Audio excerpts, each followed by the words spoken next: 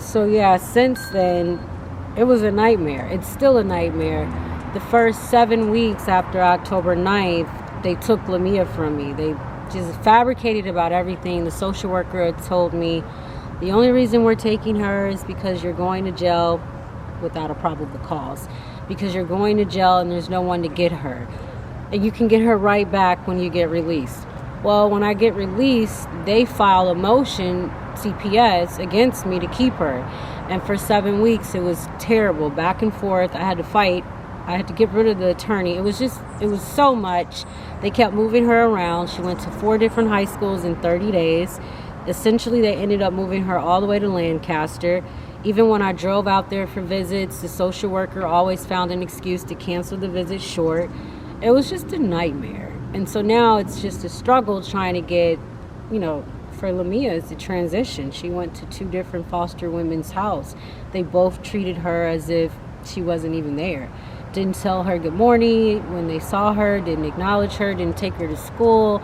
She was only able to eat cereal for breakfast. It was just terrible to even, you took a kid out of a perfect lifestyle, at least parenting, and you put them in neglect. The main thing CPS is supposed to be against is what they do. So that's not done. Like, what? No, the trauma you caused me and my daughter for what? They try to blame my mental health because I have PTSD. So they try to say that I was a danger to my daughter, even with 2 letters from my psychiatrist saying there's nothing wrong with her. They kept my kid from me for 7 weeks. Even the day of court, when one social worker said we have no reason to keep her, this is how pathetic they are. The other social worker, who just happened to be the same color as me, filed a motion against me saying, oh, this is what it's like, dude, it's over. But no, so that hasn't been, Lamia I can't register her for school. Her medical is all up in the air. 1 minute we have Medi-Cal, next second she doesn't have Medi-Cal because they changed all that. So it's kind of like I don't even have parental rights, although they were never taken from me. It's like they just released her, not with her belongings, just released her. And it took 3 days just to get her belongings back. It's taking forever to get her back in the school system. They're telling me I have to file a police report saying she was kidnapped. It's just a headache. And not one of the social workers or their superiors communicated. There was like no transition out of CPS. Like, they didn't even know how to out-process her. So that means they had nothing in plan to make sure this child that you wrongfully took transitioned back into her regular lifestyle. They just didn't care.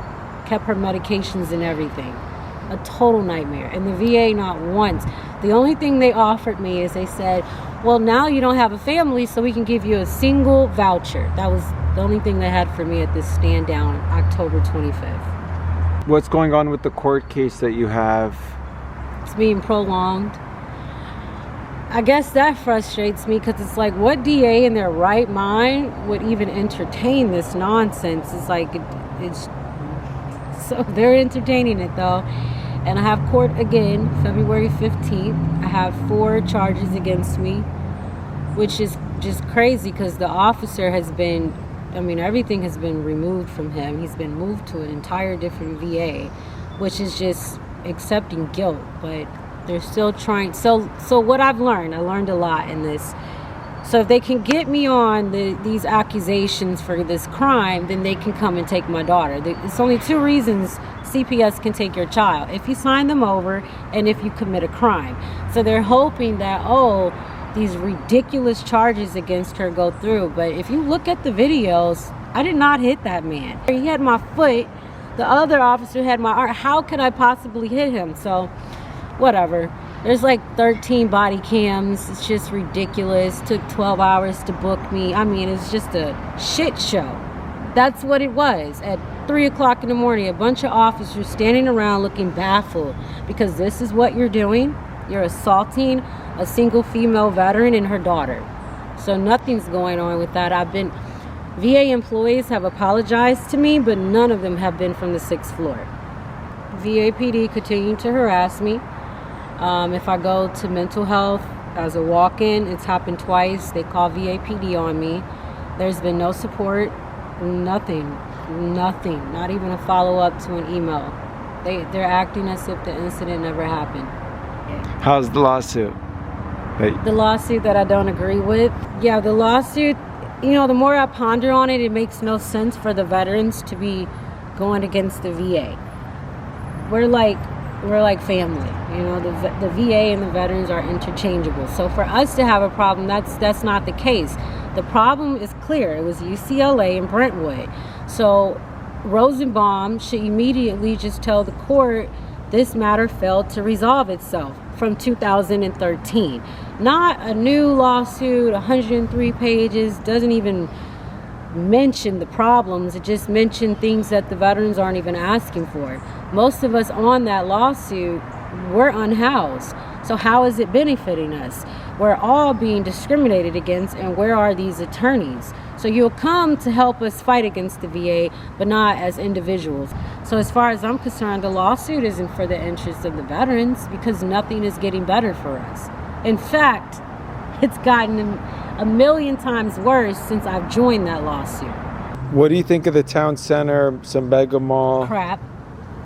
Veterans, most of them don't even have their 100%. How the hell are they going to shop? If they're on Section 8, aka VASH, you can't afford to shop. Let's just be realistic about life. That's the whole point of it. It's for the poor people. For a homeless veteran to come out of a fucking tent, my apology, it just really pisses me off because it's not even logical. To take them out of a tent, off of the street, and then throw them into the responsibility of managing a home, that means groceries, that means cleaning, that means a schedule just to maintain the home. And the problem is they're not doing that. So now they're just living how they did in a tent. Disgusting. Then you wonder why they're dying, why they're ODing, why they're depressed, why they're not getting better. You're not setting them up to get in a position to be better. You can really set your United States American veterans up for success if you really care. Screw that town center. Like, leave that land alone. It's perfect. It's perfect for people who were trained with these skills, and then you threw us back into society. It's nice that you're secluding us again, just like you do the soldiers. Soldiers aren't out in the community. Soldiers are in their own little area around a freaking gate, and you can't even just get on post. Why won't you do that for your veterans? Those are the same individuals. Even worse, because they've been traumatized by the military. I don't agree with any of that. Some people are saying that if they wanted to be next to stores and like grocery shopping, that if they were on the CNH tract where the UCLA graduate students would live, it's a great point. they'd be right there. You mean that veteran housing that UCLA took and gave it to their students instead of the veterans? So now I get what that attorney said at the end of the meeting. She said, we don't need to build more housing. And initially I was upset.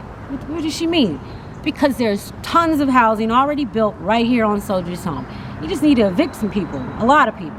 And people need to stop saying, oh, it's not realistic to just evict these people. Why? You do it all the time to the Brown. I'm just saying, you do it all the time. So just because they're in a different class, you don't want to evict them, but they're still on Soldiers Home. So yeah, and then, dude, right up the street on San Vicente, we have a Whole Foods. What are they talking about? And then if you go on Wilshire 2 blocks, you have a Ralph's.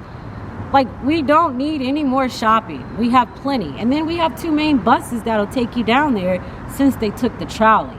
So there's another option. You can take those trees out and put the trolley back. And then the veterans can just take the trolley. You don't need to ruin that land. It's the only, in this whole country, it's the only place that's like serene. It's just absolutely divine. We don't need to tear that up.